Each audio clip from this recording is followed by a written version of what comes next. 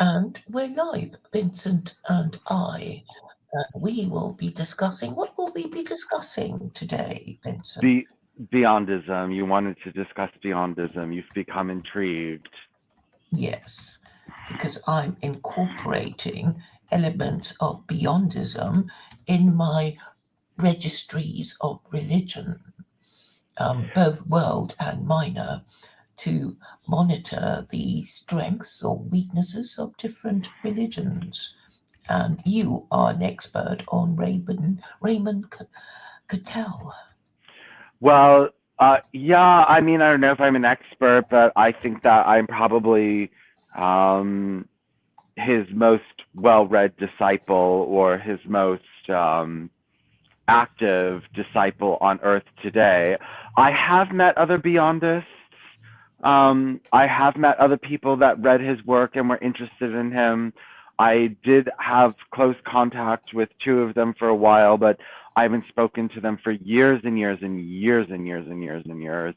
Um, but um, yeah, actually, I have a website on him. It's called religionofbeyondism.blogspot.com, where you can find his catechism that I think he wrote.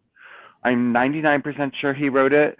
And then his chapter summaries, not my chapter summaries, his chapter summaries. I couldn't copy and paste the whole book. It would have taken me forever. So I just copied and pasted the chapter summaries. But if you go to religionofbeyondism.blogspot.com, you'll find that he was very interesting in that he made this religion, but he was a very, very well known, very well pronounced, very well awarded, very well decorated personality scientist. He's very well known in psychology. He's not a nobody. He's not some, weirdo that, nobody ever heard about. I mean, if you talk about, if you're go into psychological circles and you talk about Cattell, oh yeah, I know Cattell, like, because he developed this personality test, the 16-point factor personality test or something like that. And yeah, yeah, he did that. And but he founded this thing, this religion that he tried to make a religion from science, and just incorporate science and nothing else. And that's what he tried to do. What did you admire about Raymond Cattell? What do I admire about him? Mm-hmm. Well, he was very systematic and thorough, and at least he tried to do something. He tried to start a eugenic religion. He didn't make it too awfully scary. He didn't make it too scary, for people to get involved. It's a little, there's certain things like he talks about, it's something called genesthesia or something. Basically, he says that, okay, he said cultures that, basically are doing terrible and refuse to correct themselves in any way, shape, or form. Because Beyondism is about correcting yourself, right? It's about saying, hey, this other culture, this other race are doing really well. Let's incorporate their genes or their culture. Actually, we should give a definition of what Beyondism is before we get into this. But the point is that, he did say if that cultures are doing terribly and refuse to change, he said then, they need to be phased out if they're just going to become dependent on everyone in a welfare state, then, no. It does sound a bit like the West, doesn't it? Well, yeah, but, they just said that, he said, we're not going to allow that. Not violent, not that they're going to go in and violently kill people, but, there would, people would just turn on that society. But what is Beyondism, which we can use grok, but let me give you my very quick definition because it is very easy to understand. So basically, Cattell tried to make evolution the center of his religion. And so basically he said, okay, what is the best way to live, right? What's the best way to live? How do we know what's the best way to live? And he said that we don't always know. How do we know what's the best way to live in the future? We don't. Like, whose culture is going to work best in the future? Whose religion is going to work best in the future? Who knows? So he said, what you need in order for evolution to work is diversity. You need diversity of religions, diversity of opinion, diversity of a culture, and diversity of genes, diversity of races. You need all of this We already to have see it. what? We already have it, don't we? Well, he was against too much mixing of cultures into one blended culture. He didn't think that was good, and that's kind of what we're doing now. And he said all the races and cultures shouldn't all blend together into one because that endangers human evolution. Because who knows if that one culture it's going to produce is going to be the best culture. So you have to diversify. And it might fail, kind of like the Irish potato famine. Yes, it might fail. Right, And but the thing is, people don't want to be part of a monoculture. They rebel when they're told that when they realise their identity is being taken away from them, and they want to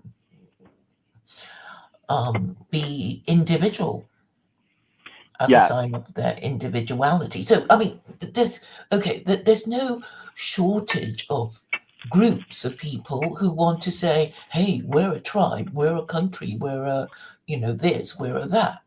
So and even within religions, if you want to just say, okay, well, we'll just take the top 5 world religions. Within these religions, there are all these sects, right? Even Jews can't agree with each other, and the Christians, Catholic, Protestant, Orthodox, and the Shia Sunni divide. So there's plenty of rich pickings if you want to, look at all these different groups within the big religions. well, so he said, we don't know what's going to work best in the future. So you need diversity in order to select from. And he said, and then morality comes from seeing, you just check everyone's progress. How are they doing? And if your society's collapsing, obviously you're doing something socially and genetically wrong.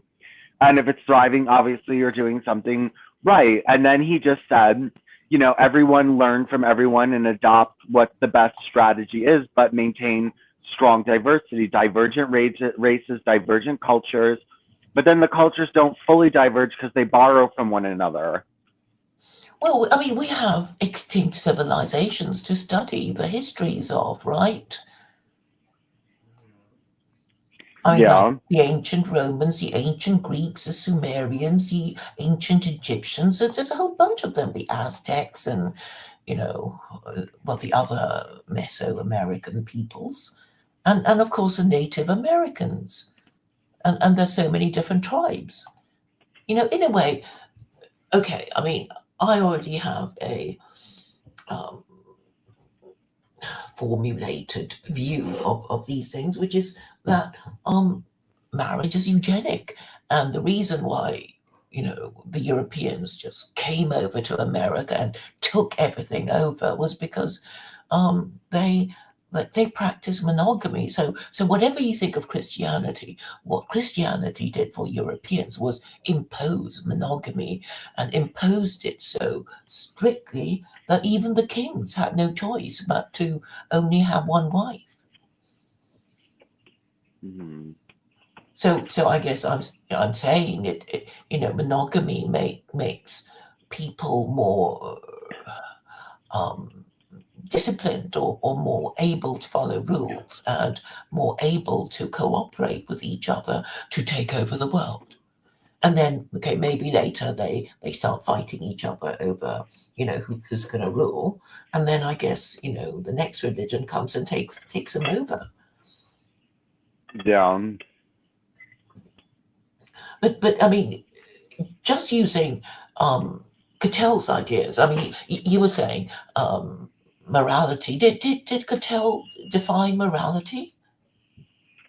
Yeah, yeah, it's called. Hold on, let me get the name of his book. One is called. They both have the word morality in the title of the book. Hold on. Okay, let me go to his Wikipedia entry. Let me get his book name. It's on my religion of Beyondism.blogspot.com. I have both Okay. his books there to read and the chapter summary from his first book, his most famous one. Let's go to Religion of Beyondism and A New Morality from Science, Beyondism, and Beyondism, Religion from Science. So A New Morality from Science is, I have the chapter summaries for it too. Mm-hmm. I have chapter summaries. Okay. Let me go to your website. Religionofbeyondism.blogspot.com. And it's not all scientific. Actually, the first part of that book was not of interest to me so much, or no, it's of interest because he's saying why religion, he's replacing, he said there's usually three ways that people, commune. It's religion, art, or science. And he was basically saying religion and art weren't cutting it anymore, and that science is what was necessary. Mm-hmm.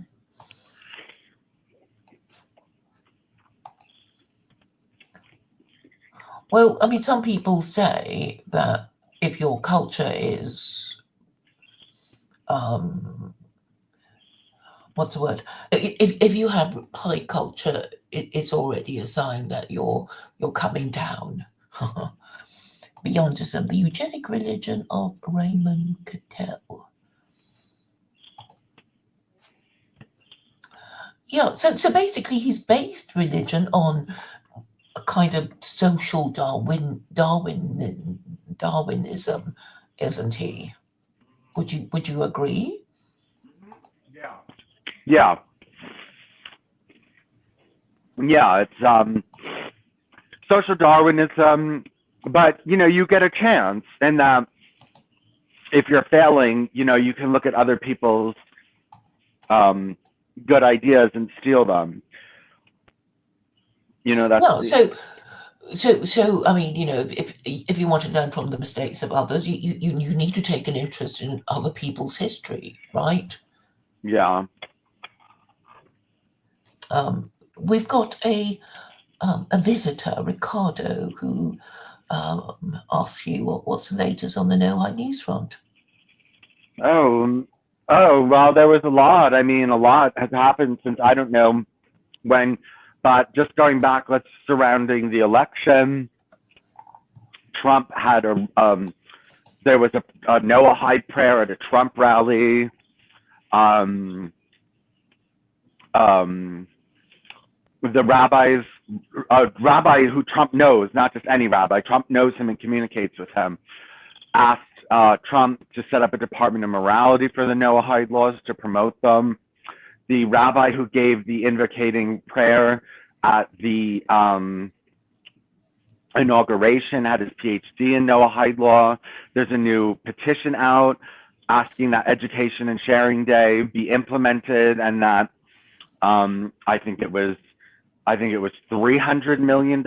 Yes, it was $300 million was requested to spread the Noahide laws and set up Noahide universities and stuff like that. Catholic Church, there's a Catholic church here near me in New York. I'm in New Jersey, but in New York, a Catholic church in South Beach started teaching the Noahide laws. They have classes on the Noahide laws in a Catholic church, and I think that's the test pilot. They started teaching the Noahide laws in New Jersey schools. That's up on YouTube. The Jews posted it themselves. This Jew posted himself teaching the Noahide laws in the classroom, and so I don't know how far back you want to go or when you stopped listening or updating yourself on this, but stopnoahidelaw.blogspot.com is a good place to find all that information. But I posted the link in case he wants to join us and ask you the questions himself. Okay.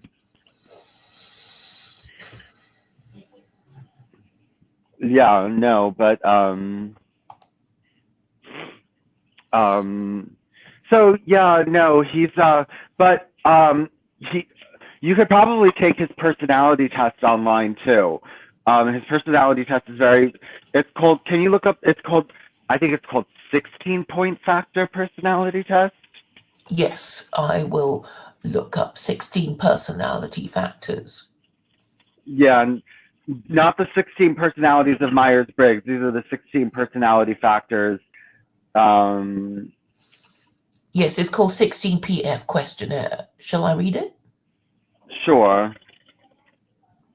The 16 Personality Factor Questionnaire is a self-reported personality test developed over several decades of empirical research by Raymond B. Cattell, Morris Tetsuoka, and Herbert Eber. The 16PF provides a measure of personality and can also be used by psychologists and other mental health professionals as a clinical instrument to help diagnose psychiatric disorders and help with prognosis and therapy planning. The 16PF can also provide information relevant to the clinical and counseling process, such as an individual's capacity for insight, self-esteem, cognitive style, internalization of standards, openness to change, capacity for empathy, level of interpersonal trust, quality of attachments, interpersonal needs, attitude towards authority, reaction towards dynamics of power, frustration tolerance, and coping style. Thus, the 16PF instrument provides clinicians with a normal range measurement of anxiety and adjustment, emotional stability, and behavioral problems. Clinicians can use 16PF results to identify effective strategies for establishing a working alliance, to develop a therapeutic plan, and to select effective therapeutic interventions or modes of treatment. It can also be used within other areas of psychology, such as career and occupational selection. Shall I continue? If you want. I'm quite interested in these things. Beginning in the 1940s, Cattell used several techniques, including the new statistical technique of common factor analysis, applied to the English language trait lexicon to elucidate the major underlying dimensions within the normal personality sphere. This method takes as its starting point the matrix of intercorrelations between these variables in an attempt to cover the underlying source traits of human personality. Cattell found that personality structure was hierarchical, with both primary and secondary stratum level traits. At the primary level, the 16PF measures 16 primary trait constructs with a version of the big five secondary traits at secondary level. These higher level factors emerge from factor analyzing the 16 times 16 intercorrelation matrix for the 16 primary factors themselves. The 16PF yield score on primary and second order global traits, thereby allowing a multi-level description of each individual's unique personality profile. A listing of these trait dimensions and their description can be found below. Cattell also found a third stratum of personality organization that comprised just two overarching factors. The measurement. John, go ahead. Okay. Shall I stop now? Only if you want to. No, I mean, I'm listening. The measurement of normal personality trait constructs is an integral part of Cattell's comprehensive theory of intrapersonal psychological variables covering individual differences in cognitive abilities, normal personality traits, abnormal psychopathological personality traits, dynamic motivational traits, mood states, and transitory emotional states, which are all taken into account in his behavioral specification prediction equation. The 16PF has also been translated into over 30 languages and dialects and is widely used internationally. Cattell and his co-workers also constructed downward extensions of the 16PF parallel personality questionnaires designed to measure corresponding trait constructs in younger age ranges, such as High School Personality Questionnaire, HSPQ, now the Adolescent Personality Questionnaire, APQ, for ages 12 to 18 years. The Children's Personality Questionnaire, the Early School Personality Questionnaire, ESPQ, as well as the Preschool Personality Questionnaire, PSPQ. Cattell also constructed T-data tests of cognitive ability, such as comprehensive ability battery, a multi-dimensional measure of 20 primary cognitive abilities, as well as measures of nonverbal visio, visual spatial ability, such as the three scales of the Culture Fair Intelligence Test, CFIT. In addition, Cattell and his colleagues constructed objective T data measures of dynamic motivational traits, including the Motivational Analysis Test, MAT, the School Motivation Analysis Test, SMAT, as well as the Children's Motivation Analysis Test, CMAT. As for the mood state domain, Cattell and his colleagues constructed the 8-state questionnaire, 8SQ, a self-report Q data measure of 8 clinically important emotional mood states, labeled anxiety, stress, depression, regression, fatigue, guilt, extroversion, and arousal. That is the end of the introduction. What is that on Wikipedia? Yeah, That was just the introduction? Then there's more? yeah. Oh God, then don't go into all that. But yeah, no, he was he won the American Psychological Association award for, like, I don't know, lifetime achievement. Mm-hmm. And there was a big protest outside because they were like, oh, he's a eugenicist. You know what I mean? I Because don't know he got funding from some white nationalists, apparently. Yeah, and he's had positive reviews of white nationalist books and stuff like that, but also because he founded Beyondism, which is based on, it's not just testing culture, it's testing genes too, which genetic configurations, work best and stuff like that. But what I can do, since we'll be here for a while, let's see if,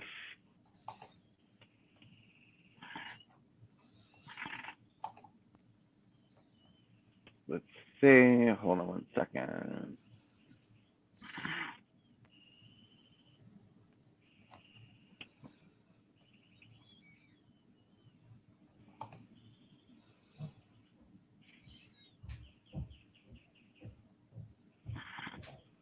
Okay, let's start something new. So we'll just say, please summarize the ideology of Raymond Cattell from his catechism below, plus any information you can gather.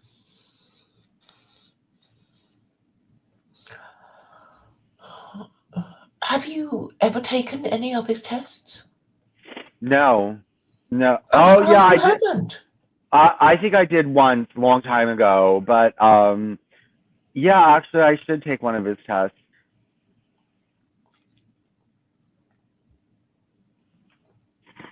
Okay, let's see. Okay. Raymond Cattell's ideology, as outlined in his Beyondist Catechism and supplemented by broader context about his life and work, is a complex, controversial system he terms Beyondism. It is rooted in his background as a psychologist and his deep interest in evolution, eugenics, and the scientific management of human societies. Below is a summary of its key tenets based on the Catechism and additional information. Evolution is the central process. Cattell viewed evolution, both genetic and cultural, as a foundational process governing the universe. Beyondism posits that humanity must align itself with this process willingly rather than resist it. Evolution is not random but purposeful, and humans should actively participate in advancing it. Hold on one second. Okay, good. 2. Natural selection and group individual level. Human process occurs through natural selection, operating both among individuals and, more critically, among groups. For example, nations, cultures, and races. Variation, genetic and cultural, is essential for this process, and competition between groups drives evolutionary success. Ethical systems therefore emerge from the survival needs of specific groups rather than universal principles. Rejection of traditional religion. Cattell required revealed religions, for example, Christianity and Islam, for imposing static universal ethics that conflict with evolutionary realities. Beyondism replaces the concept of a personal God with faith in the evolutionary purpose.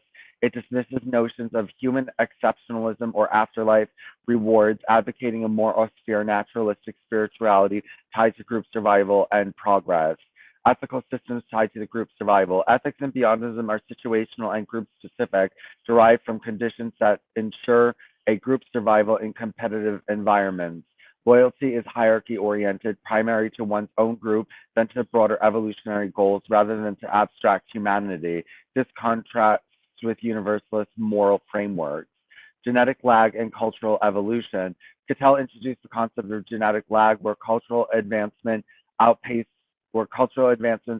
genetic adaptation, creating societal transitions. Culture evolves through invention and borrowing driven by exceptional individuals. Cattell introduced the concept of genetic lag, where cultural advancement outpaces genetic adaptation, creating societal tension. Culture evolves through invention and borrowing, driven by exceptional individuals, while genetic evolution requires deliberate intervention, eugenics, to catch up. He has distinguished between P culture, expressive arts, and R culture, practical sciences, prioritizing the later for survival. Eugenics and genetic improvement. A staunch advocate of eugenics, Cattell believed in reducing genetic lag and enhancing human potential through selective breeding. He proposed incentivizing higher reproduction among the socially successful and educating societies about biological differences to overcome resistance to eugenic policies. Comparative competition among groups. Beyondism envisions a world of diverse groups pursuing their own evolutionary paths in cooperative competition. This requires maintaining group variation, potentially through language barriers and migration controls, and even encouraging speciation with humanity for long-term survival. Science and reservation as pillars. Research as pillars. Cattell emphasizes the need for extensive sociobiological research to guide ethical, cultural, and genetic evolution. He called for national and international institutes to study group differences and refine Beyondist principles, viewing this as a scientific endeavor akin to physics. Austerity, adventure, and realism. The ethos of Beyondism is one of risk-taking, intellectual rigor, and acceptance of harsh realities, for example, trajectory, precarious existence. It rejects sentimentalism and universal welfare, advocating resources be directed toward knowledge and progress rather than trivial demands. Political and social implications. Beyondism critiques democracy's excess, favoring guidance by qualified elites and practical measures like flat taxes. It also challenges human rights as inherent, viewing them as contractual and tied to group survival. Additional context on Cattell and Beyondism. Raymond Cattell, 1905 to 1998, was a British-American psychologist renowned for his work in personality theory, for example, the 16 personality factors and multivariate statistics. His interest in evolution and eugenics grew later in life, culminating in Beyondism, which he developed in works like A New Morality from Science, Beyondism, 1972, and Beyondism, Religion from Science, 1987. Influenced by Darwinian theory and his perception of cultural decline, Cattell sought a scientific religion to replace traditional faiths. Beyondism reflects this belief that humanity's future depends on rational, data-driven management of evolution, a view that drew criticism for its perceived elitism, racial undertones, and rejection of egalitarian idealism. While Cattell denied racism, his emphasis on group difference and eugenics led some to associate Beyondism with controversial social Darwinist or supremacist ideologies, though he framed it as a universal call for progress through diversity and competition. Summary. Beyondism is a naturalistic, evolution-centric ideology that prioritizes group survival, scientific inquiry, and eugenic advancement over traditional religion, universal ethics, or sentimental humanism.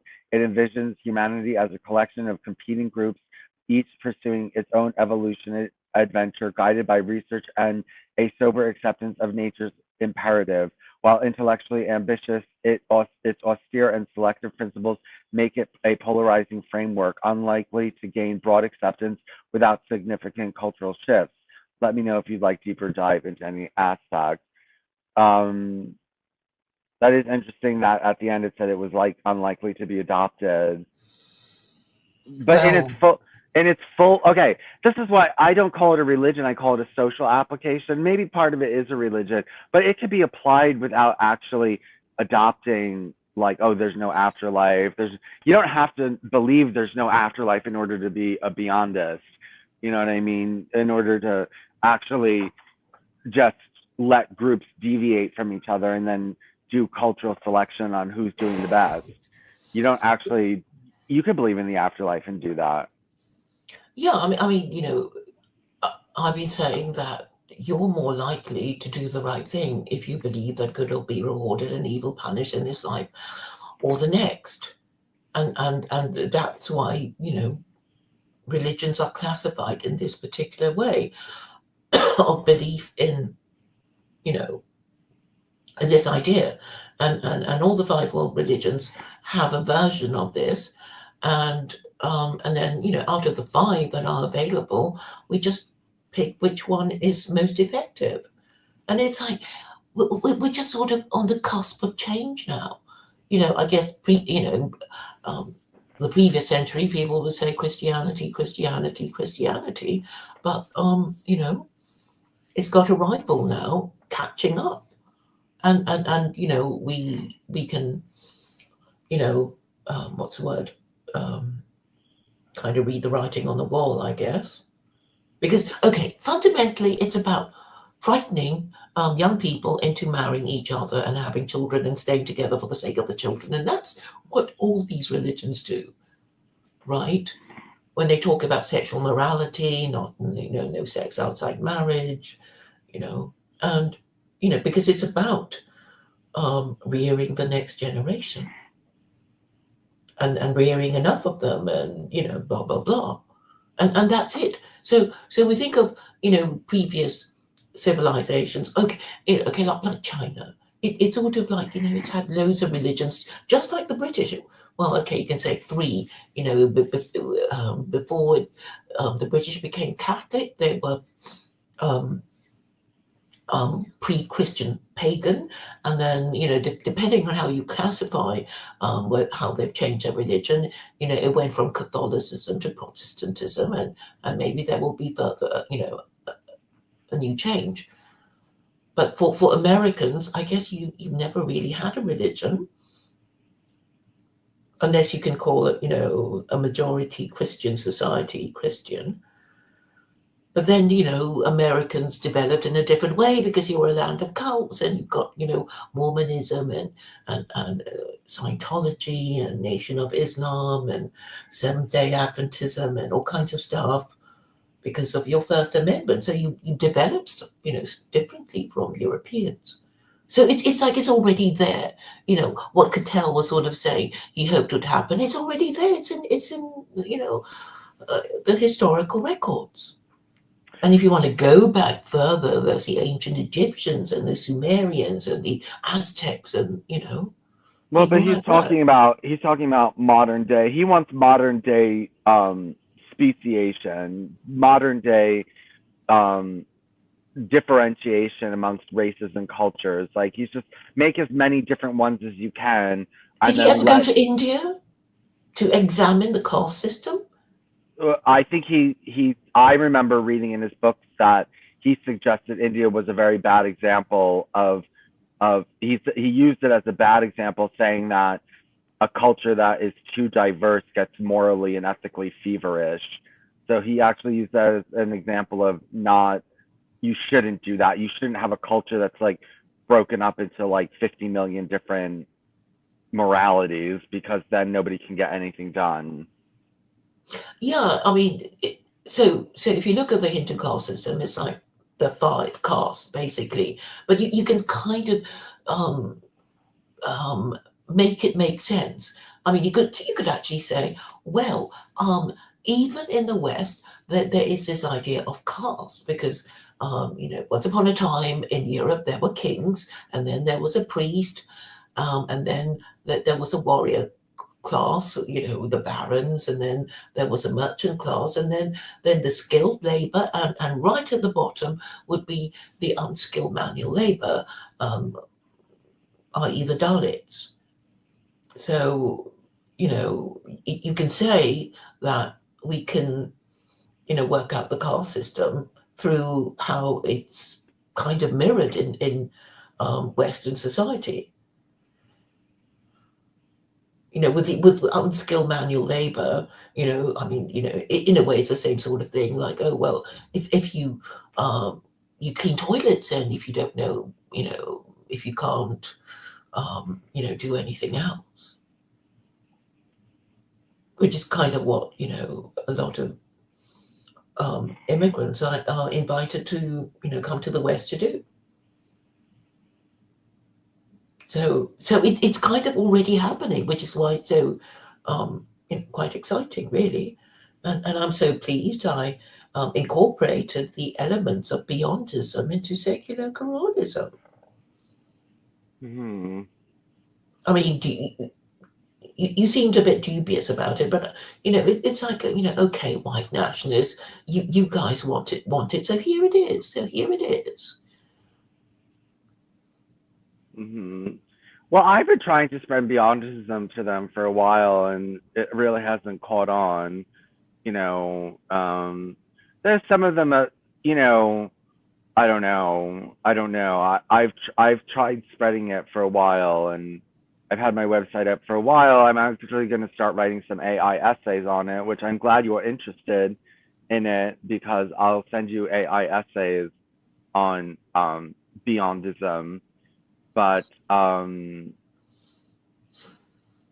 Well, maybe they are less interested in Beyondism now because there is this perception that they're being, outcompeted by other races and other nations, and now there is a sort of trend like we just want to live in our own reservation. The Indians get their own reservation. Why can't we? That kind of thing. And oh, they can get to run their own casinos and stuff. We want something like that too. So, but it's sort of, well, sorry, but you know, not for you lot. But then they're just still doing their white flight thing because I've spoken to quite a few of them, and and they call themselves ethno nationalists, and they're saying we don't want to compete. We don't want to outbreed these foreigners. We just want to be left alone. And of course they won't be left alone.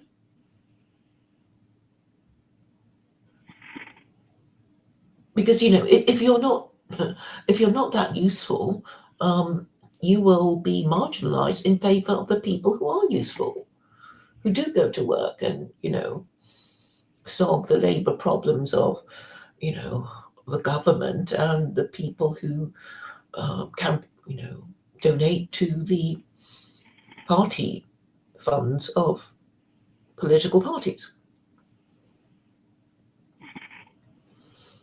So I think Beyondism is actually now relevant, but I think we've come to the stage of the white nationalists now dropping their interest in it. well, they never had interest in it because I'm sorry, it's too good for them. It's too nuanced. It's too scientific. It's too based in reality. It's too good It's for too them. Darwinian. Yeah, it's too Darwinian. It's too good for them. It's too good for them, and they don't want it. And but that doesn't mean it still has influenced my life. Actually, he was influenced by Matilda Ludendorff. He was accused of anti-Semitism. First, let's look up his anti-Semitism. I want to see what kind of anti-Semite he was, because hold on one second. Why was Cattell accused of anti-Semitism? Primarily due to interpretation of his writings and ideas. So, reason for the accusation: eugenics and racial differentiation.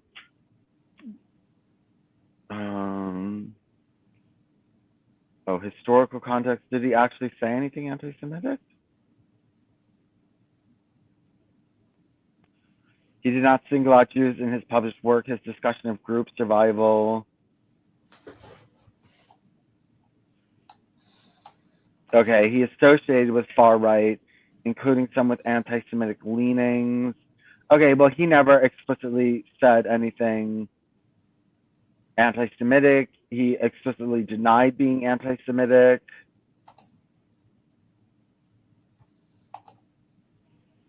Condemnation of the Nazis. He explicitly criticized Nazi racial policies as unscientific and tyrannical, distancing himself from the anti-Semitic atrocities. Okay. Is it true Cattell was influenced by Matilda Ludendorff?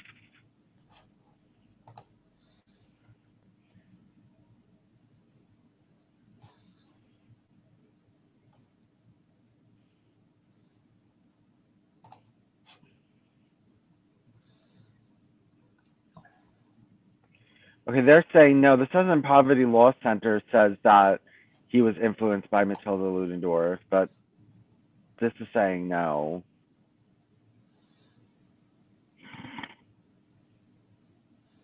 So there's no evidence, it's just some accusation cooked up But they both have evolutionary focus, rejection of universalism, group differentiation, eugenics.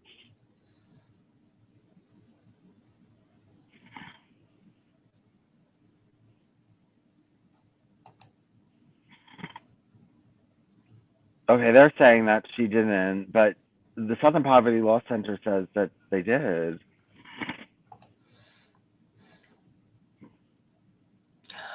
Well, I think the matriarchy would feel threatened by these attempts to measure the different groups.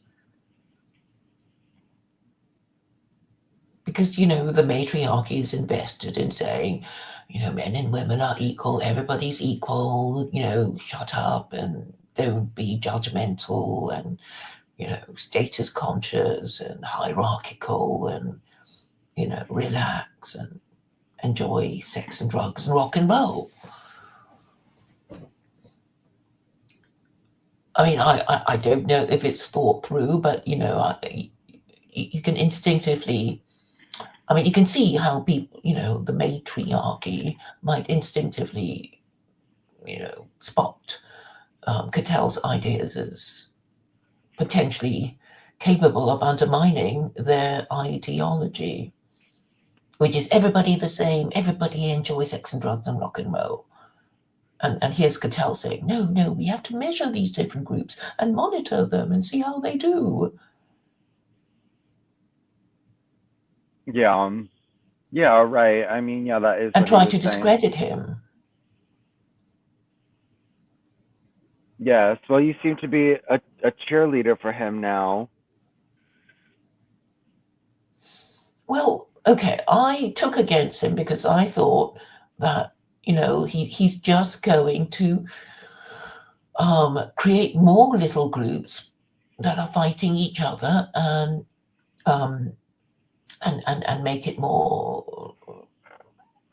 make people more difficult to be governed. But if you're just going to, go with this main idea, like, well, why don't we just measure all these different groups in, already in existence and see, which group does better? But it's also implicit that religion will be discussed. So do we know what he says about morality? Because okay, I'm saying it's really yeah. He has. So if you go to those chapter summaries, which we could summarize, do you feel like reading, Claire, or no? Okay, no, I'm happy to read because it'll help me learn. Okay, so there's 9. Okay, so I'll send you. I'll have Grok summarize. We can do chapter summaries. Hold on one second. Oh yes, he does things called moral directives derivable from the Beyondist goal. Yeah, moral. Do you want to read that first, or do you want to just go in order? Well, you. Okay, so you want me to read the moral directives derivable from the Beyondist goal, among Yeah, there's individuals a in a community. there's part Beyondism 1 and summary, part chapter 2. 4. Okay. Yeah. The aim of the present chapter has been to explore the derivation of within-group moral values, the values necessary to group maintenance and progress within the framework of the evolutionary position stated in the previous chapter. Any group will have certain values that are shared with all groups, called common maintenance values, and others which may be called unique community values, peculiar to itself. The former are concerned simply with keeping any group functional as a group. They are the non-relativistic moral values deducible from the fixed goal of group survival. The latter are concerned with advancing the group in the special experimental direction it is choosing to explore. One should guard, however, against the mistake of conceiving the latter as relativistic ethics in the currently used sense of subjective values, culturally local and unrelated to general principles. For the unique parts of the within group values are still deducible from an attachment to the goal of human evolution. They vary only as the bearings of different ships headed for the same port vary. They vary only as bearings of different ships headed for the same port vary. Okay. I was going to tell you, I mean, this is, I don't know if you want Grok to summarize the whole thing for you, but Yes. Okay, hold on. I think it would do it better because the prose seems a little clumsy to me. Yeah, these seem a little bit annoying. Yeah, so I would say that the Abrahamic religions, the values of the Abrahamic religions is obedience. It's basically, here are the laws, obey them. And for the Eastern religions, it's kind of, loosey goosey, let's be nice.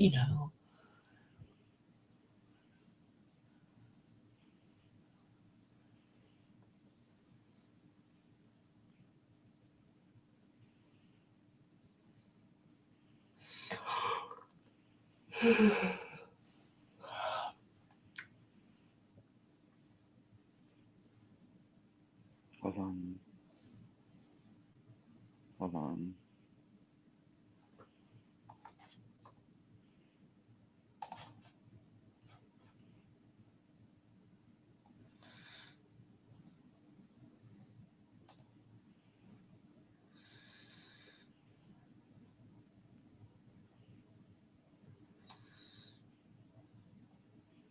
Shit. How do I get it to?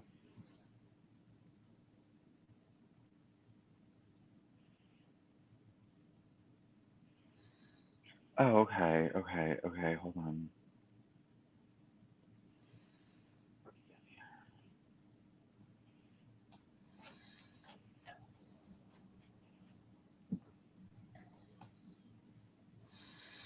Hold on 1 second.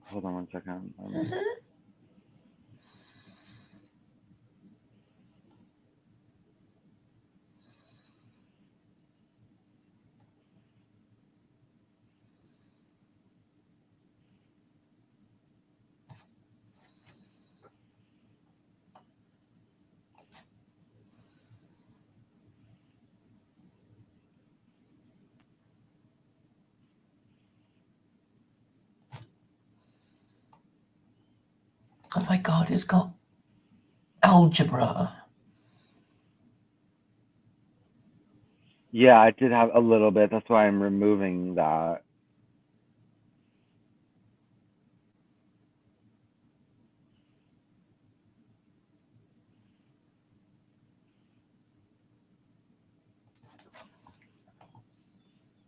Okay, let's see if it'll. Hold on. Let me send this to you.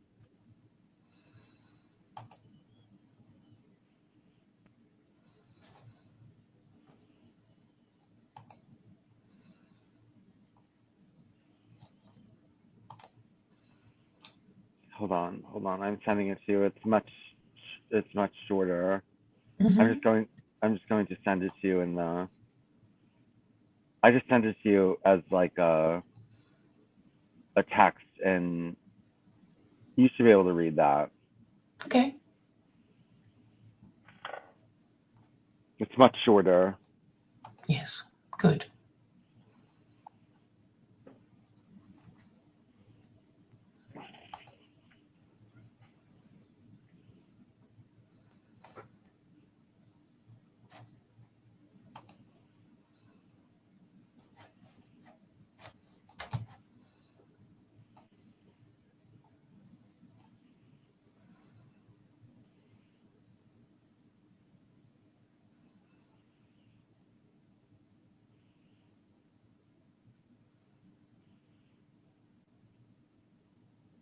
Yeah, I sent it to you in Telegram. Okay.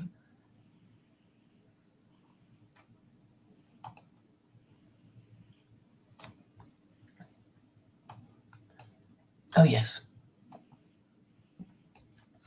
Here's a concise summary of the chapter summary from Raymond Cattell's book, likely from A New Morality from Science, Beyondism, 1972, based on the provided text summary of the chapter. This chapter explores the derivation of within-group moral values essential for group maintenance and progress within Cattell's evolutionary framework. Beyondism. It distinguishes between common maintenance values, universal non-relativistic ethics ensuring basic group survival, and unique community values specific to a group's evolutionary direction, both rooted in the goal of human evolution, not subjective relativism. The, the chapter emphasizes that moral laws enhancing group viability must be empirically defined, proposing 5 measurable criteria to assess group health from moribund to highly viable. Current social sciences lack the precision to fully link individual behavior to group survival, though historical natural selection has shaped effective moral values, often expressed as love and altruism, which Beyondism seeks to define through research rather than divine revelation. Future advancements in social psychology are needed to quantify group dynamics using small group experiments, for example, morale factors, and large group analyses, for example, cultural pressure, affluence, education, morality level, to create a centality profile of a group's viability. The two-stage model links population traits and resources to centality, and centality to survival potential, acknowledging non-moral factors like resources also affect outcomes. Do you know what centality means? I think he might have made up that word, but let's just look it up. He might have come up with that word himself. The inferred behavior tendencies of a group acting as a group that correspond to personality in an individual. Oh wow, the inferred behavioral tendencies of a group acting as a group that correspond to personality in an individual. Okay, so I guess that means how, I don't know. What does that mean? It's like, well, there's a group and there's the individual, and the individual, I suppose, people might say, oh, that individual is a spiritual Jew or a spiritual Hindu. Maybe that's what he means. Kind of. Okay. Beyondism uniquely extends morality to genetic behavior, advocating for genetic engineering alongside cultural adaptation to avoid stagnation. Intergroup selection is slower and less efficient than individual selection, partly due to within-group parasitism, negative morality, which undermines progress and requires elimination. Evolutionary advance relies on variability, hybridization, consolidation, and pruning of unfit innovations, with science offering ways to test mutations efficiently. Each group has a right and duty to pursue its distinct cultural genetic path, justifying border controls to protect these experiments, supported by proposed social science research centers. Finally, a group survival as a moral criterion does not diminish the individual whose creativity drives group progress in an interdependent relationship. Evolutionary advance relies on variability, hybridization, consolidation, and pruning of unfit innovations, with science offering ways to test mutations efficiently. Each group has a right and duty to pursue its distinct cultural genetic path, justifying border controls to protect these experiments supported by proposed. So, didn't I just read that? Sorry. Read what? Sorry, I thought I just read something again. Finally, group survival as a moral criterion does not diminish the individual whose creativity drives group progress in an interdependent relationship. Key themes. Evolutionary ethics. Morality is tied to group survival and progress, not universal ideals. scientific approach. Empirical research should replace traditional source of ethics. Culturo-genetic interplay. Both culture and genetics must evolve with deliberate intervention. Group autonomy. Groups should pursue unique evolutionary paths in competition. Individual group balance. Individuals and groups are mutually essential in evolution. This reflects Cattell's vision of scientifically guided morality, balancing individual behavior, group dynamics, and evolutionary imperatives. There you go. The end. Did that make sense to you? Yeah, it seems to be saying that there are these group rules, but the individual must be respected to allow him to make a contribution to the group. So don't crush his or her individuality completely. I think that's what he's trying to say. Yeah, like he said, things like, of course, gifted people in the group are going to be the first people to adapt and like look at another culture and say, hey, this is a good idea, we should be doing this. So yeah, he does have a place for the individual inside there. That it's group, but group evolution depends on individuals within that group, right? Yeah. I mean, you don't want them to be all completely uniform and, robotic and ant-like and whatever. Did Cattell say anything about Islam? Let's just ask it. I know he was against Catholicism. Do you know why? Because it was too universalistic and reduced cultural diversity. Okay, what did Cattell think about Islam?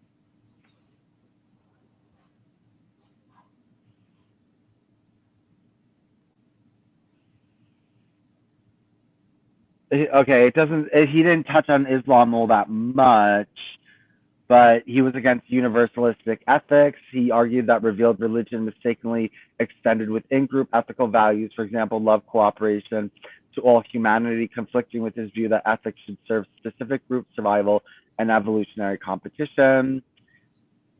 Subjective foundation. He saw the moral codes as produced of historical inspirations from figures like Moses, Buddha, Muhammad, and Christ, shaped by trial and error survival rather than rational design. Emotional appeal over reason. Beyondism replaces loving Father God of revealed religions with faith in evolutionary process, viewing that rituals and afterlife promises are imaginary constructs to meet psychological needs rather than advance evolution. Inferred views on Islam. Historical role in group survival. In chapter summary number 3, Cattell notes that moral values in revealed religions include those from Muhammad emerged through natural selection among groups. He might have acknowledged Islam's success in fostering group cohesion and survival, particularly in the Arabian Peninsula and beyond during its rapid expansion. Its emphasis on loyalty, discipline, and community could align with his common maintenance value for group functionality. Critique of universalism. Islam's call to unite all believers under one faith would clash with Beyondism's insistence on group-specific ethics and competitive variation. Cattell might have seen this as an imperialist mistake, similar to the critique of Christianity, where within group values are misapplied universally, diluting evolutionary progress. Sharia and ethical rigidity. Cattell's preference for ethics derived from scientific research rather than fixed doctrines suggests that he would view Sharia as too static. While he might suspect its role in maintaining group order, he'd likely argue it lacks the flexibility to adapt to modern evolutionary needs, unlike Beyondism's dynamic research-driven approach. Emotional and spiritual aspects. Islam's promise of paradise and emphasis on submission to Allah would fall under Cattell's critique of revealed religions, inventing afterlife rewards to satisfy genetic urges unsatisfied in everyday life. He'd contrast this with Beyondism's austere spirituality, which limits immortality to contributions to the group, not personal salvation. Lack of specific focus on Islam.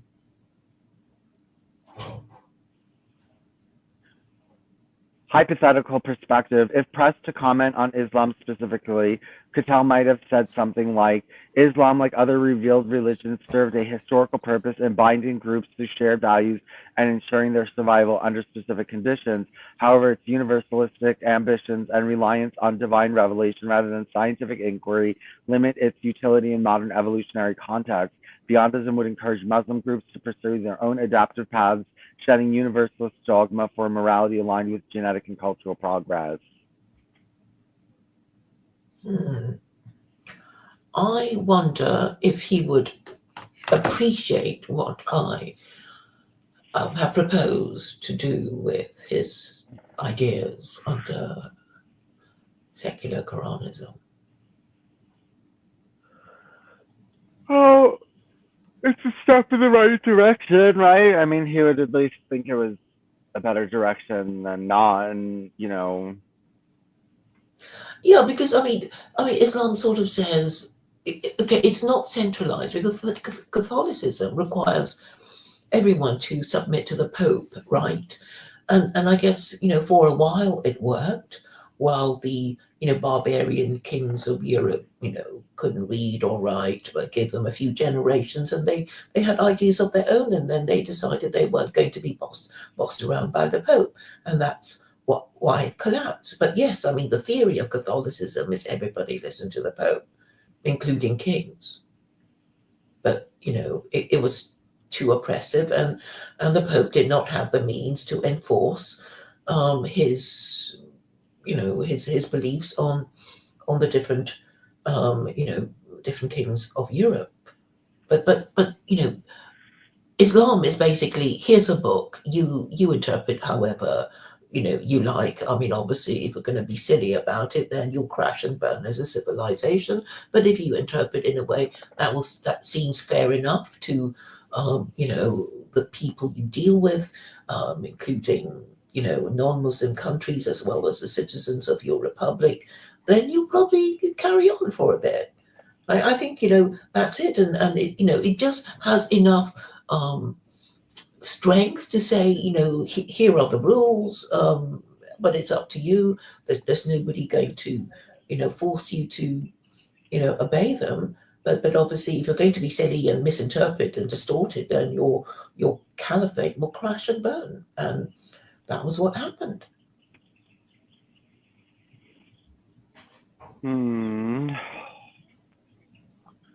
Well, I mean, the thing is, it's really easy to sort of work out, like, what did the Ottoman Empire do that went against the Quranic principle? It's like, that they did a lot of things wrong.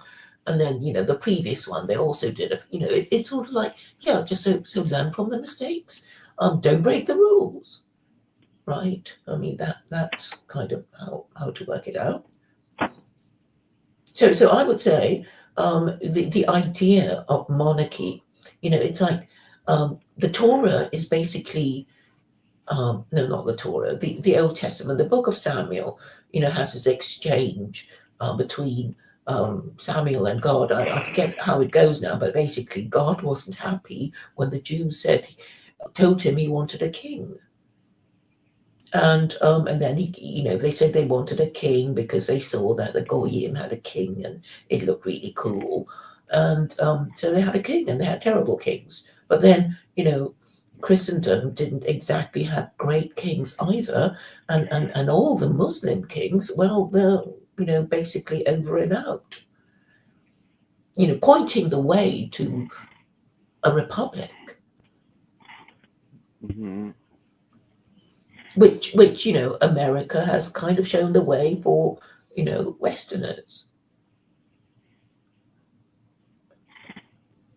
because there was a kind of mini Republican revolution in England in the time of Cromwell and Charles I, who lost his head, but it was very brief because Cromwell obviously didn't get the idea of a republic, because when he died, he thought he'd bequeath his position to his son. And then everybody thought, well, if you're going to behave like a king, we're going to have a proper one with royal blood and not a pleb like you. So the monarchy was restored. And then, later the Americans tried again, this time with more success. But there is a kind of, like, I mean, you can interpret all these sort of strands of history. Have you heard of the Whig interpretation of history? Yes, hold on.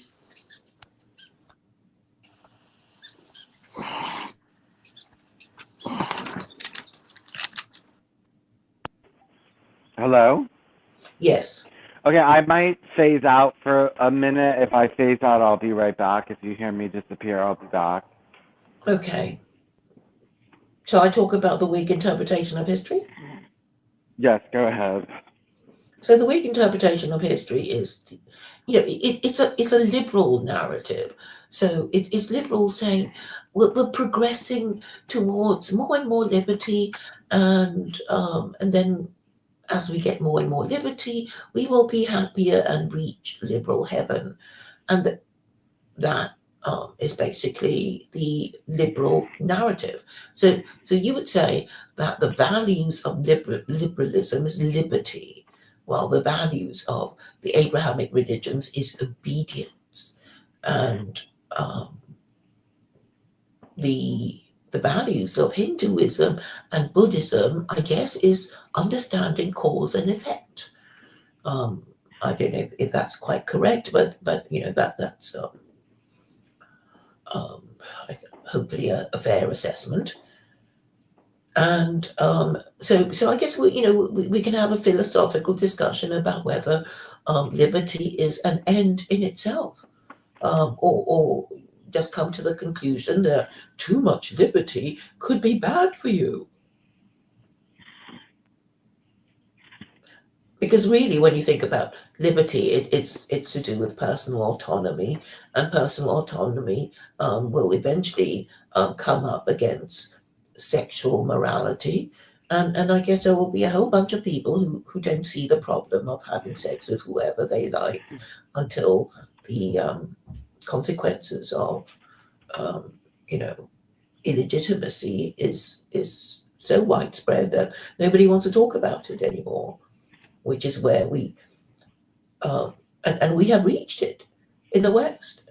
And it's not just confined to the West, because China, in Sichuan province, they basically said, we're not going to make things hard for unmarried parents anymore. There used to be a lot of bureaucratic red tape if you're an unmarried mother and you want to register the birth of your child. And now they're saying we're not going to be, we're not we won't discriminate anymore. So I think this social and moral disease has reached China, and it's only a matter of time before um, China will have the same problems as the West, because of lowered standards of sexual morality. And I'm saying it's dysgenic, because the whole point of marriage is like, you have to choose really carefully, because it's you're only supposed to choose once, and you're supposed to stick with your choice, and you can't, easily back out of it, and leave your kid and your spouse and stuff. So and if you do, people will think badly of you and your kid and blah blah blah. So I think that was it really. I mean, it's quite simple, except that obviously a lot of us don't like it, and maybe might wish to deny that that's a cause of all the bad stuff that's happening, like rising crime and really stupid and incompetent and corrupt politicians.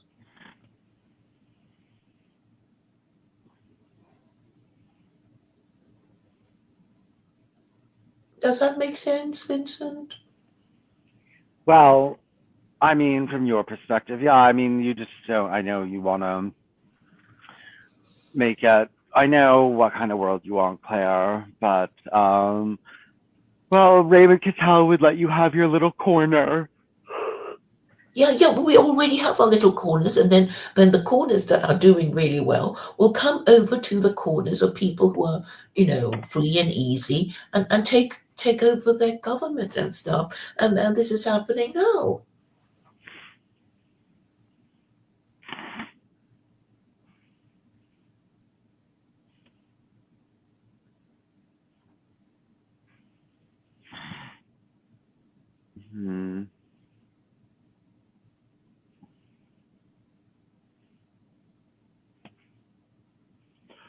Hmm.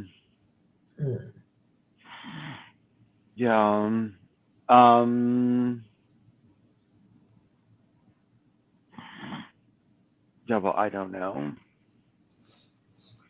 Well, I mean, in a way, it's simple. It's like how well do you enforce sexual morality, considering how quickly the sex act can be completed in a matter of minutes. So that is basically the thing. And I suppose if you don't really, if you don't believe in an omniscient God who sees all and knows all and will punish every bad deed, then I guess you're going to be cheating, even though you know what the rules are. Right? I mean that's it. It's like, yeah, you can have all the rules, but then you can, not follow them and break them and not enforce them properly and stuff. And then it becomes a moral problem. It's like, well, why are we so dishonest? Why does nobody follow the rules? And so that requires moral leadership. Who are we to choose our leaders from? That's a question. But he was talking earlier about, was he talking about making sacrifices for the group? And it's like, this is a given, really. When you think of primitive tribes people and having tribal wars, it's sort of like, well, of course it's going to be the men expected to defend territory and women and children, because you can't expect the women to do it, can you? So of course it has to be the men, and it's like, well, and then the women will choose the men who appear to be, tallest, bravest, strongest, etc.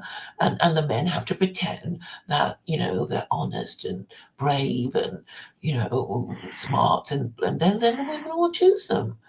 And that is basically the whole idea of, you know,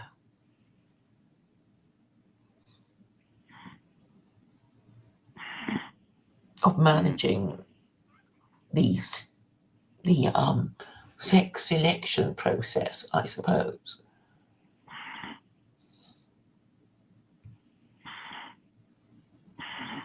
Hmm. Well, I don't know. I don't know why you sound so gloomy. It's like, yeah, it makes sense. It's common sense when you think about it. It's just common sense, isn't it?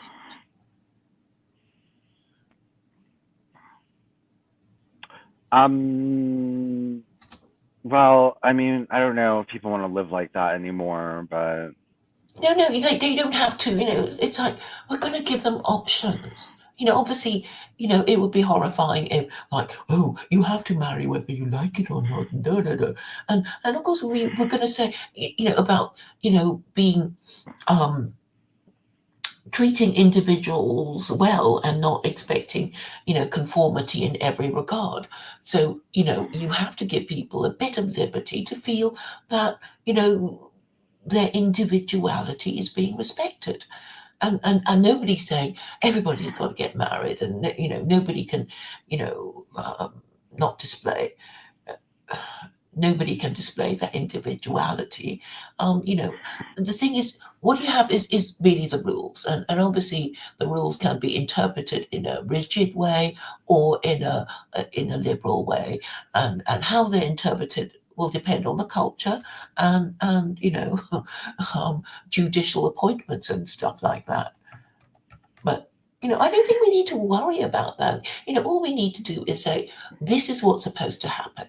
And I mean, nobody's going to force us into marrying and whatever. But we can just kind of explain the situation, and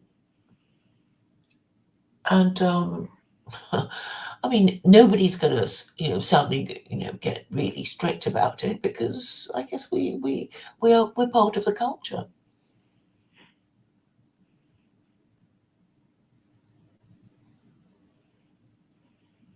hmm. Don't be gloomy. No, I'm Oh, not.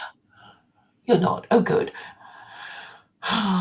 Because I think it makes sense. And I think a lot of mental health issues come from cognitive dissonance. What do you understand by cognitive dissonance, Vincent? I don't know, self-deception, right? Just self-deceiving yourself. I think it's well, yeah, it can be you deceiving yourself, but it could be, somebody saying you should be happy to, be, you know, to have all these things, and you have all these things, and you should be happy, and you think, but I'm not happy, or you know, it's like, okay, in the West, we're told, we live in the free West, and our liberties are greater than anywhere in the world, and we should be grateful for the liberties that we enjoy, blah, blah, blah, blah. And then, a lot of people are still not happy because they don't quite believe it, I suppose. I get it. Hold on one second.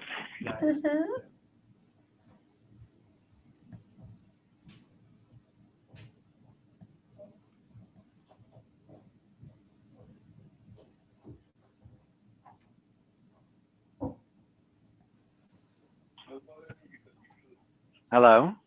Hello.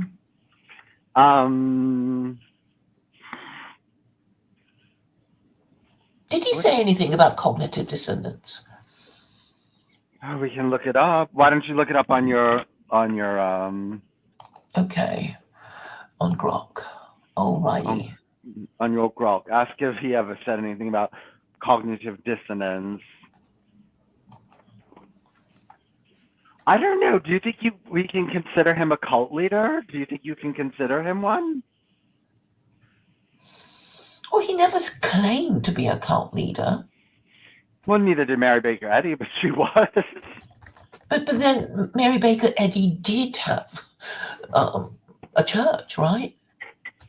Yeah, she did. And are there any descriptions of, a kind of this? Oh, yes, you said you went to a service given by them, so maybe they have a certain order of service or something.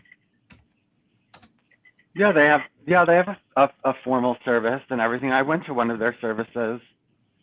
Do they sing hymns and do readings and stuff like that? I can't quite remember. They do readings. I went on testimonial night. So I went on the night, which is a Wednesday. I read, or used to be a Wednesday, or I think it was a Wednesday, or I think that's when they generally have their testimony nights. But they give a little speech, and then people come in and testify. Oh, I prayed and my throat got better, or I prayed and my earache went away. Right. And do they have other kinds of nights? They don't have meetings anymore, do they? Who doesn't have meetings? The Christian Science Church. Yeah, they do. Oh, okay. Yeah, go to the Christian Science Church near you, I think on Wednesday. Look them up. I think they have testimonials on Wednesday. Mm-hmm.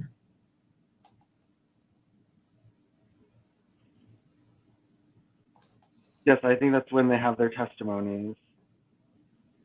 They have study resources, podcasts, and things like that. Oh, okay. Oh, you looked them up? They have podcasts? Yes. You're going to look that up now, Claire. Mm-hmm. You're becoming quite interested in cults. I'm glad I got you interested in that. Mm-hmm. Oh, there's a Christian Science prayer. Let's see. All healing is a metaphysical process. That means that there is no person to be healed, no material body, no patient, no matter, no illness, no one to heal, no substance, no person, no thing, and no place that needs to be influenced. This is what the practitioner must be clear about. Okay, I don't know if it's actually a prayer or just a statement.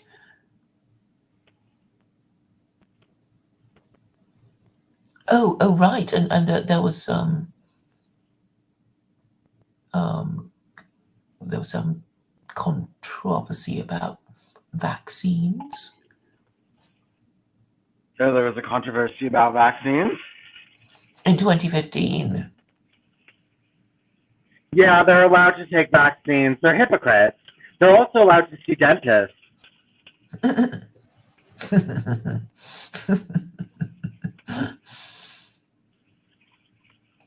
Okay, services. The Church of Christ, Citus, is a lay church which has no ordained clergy or rituals and performs no baptisms, with clergy of other faiths often performing marriage or funeral services since they have no clergy of their own.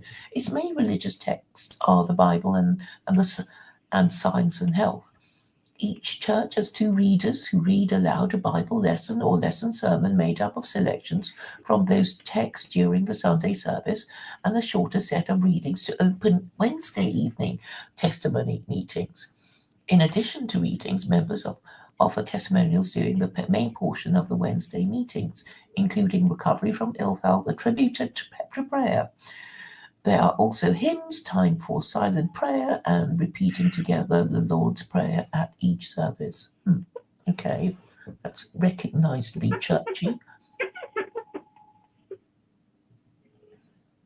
Yeah, but I mean, was Raymond Cattell a cult leader without a cult? Is that what he was, without any followers? Well, I'm sure he wouldn't want to be known as a cult leader. That would be the end of his career, wouldn't it? Shall I read what Grok has come up with? About what? Answering my question, did Raymond Cattell say anything about cognitive dissonance? Sure, go ahead. Raymond Cattell, prominent psychologist known for his work on personality traits and intelligence, did not directly focus on cognitive dissonance as a central theme in his research. Cognitive dissonance, a theory developed by Leon Festinger in the 1950s, describes the psychological discomfort experienced when holding conflicting beliefs, attitudes, or behaviors. Cattell's work, in contrast, was more oriented towards factor analysis, personality structure, for example, the 16 personality factors, and distinguishing between fluid and crystallized intelligence. Do you know anything about fluid and crystallized intelligence, Vincent? I've heard of it. These are Cattell's terms, right? Mm-hmm. Yes, I mean, yeah, he was very deep, I'm telling you, Claire. He was not a nobody. He, is very well known for his very deep personality analysis.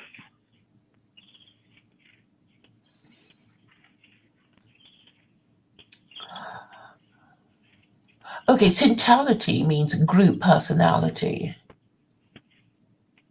according to this answer, yes.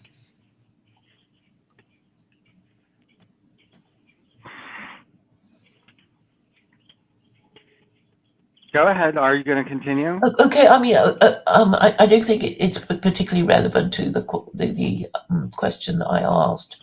Oh, okay. But I mean, what I found quite interesting in Wikipedia was all these lists of things that okay, there are Cattell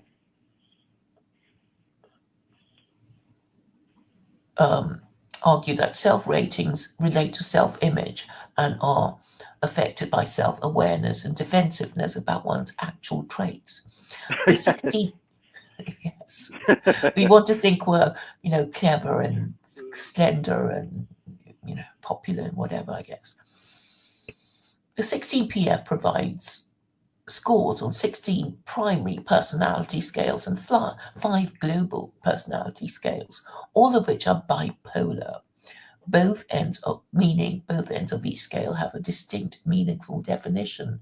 The instrument also includes 3 validity scales, a bipolar impression management IM scale, an acquiescence ACQ scale, and an infrequency INF scale. So now it begins to explain what they are.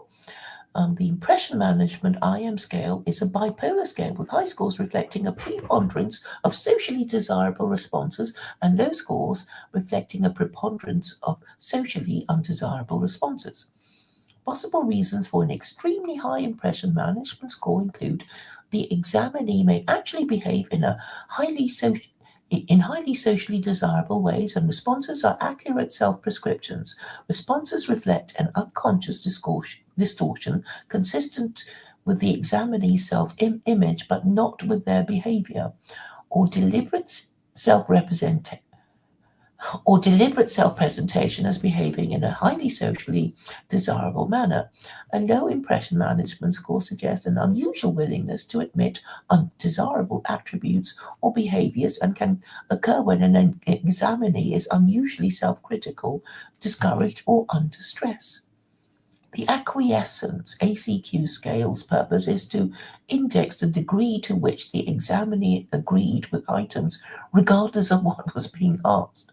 A high score might indicate that the examinee misunderstood the item content, responded randomly, has an unclear self-image, or had a yay-saying response style.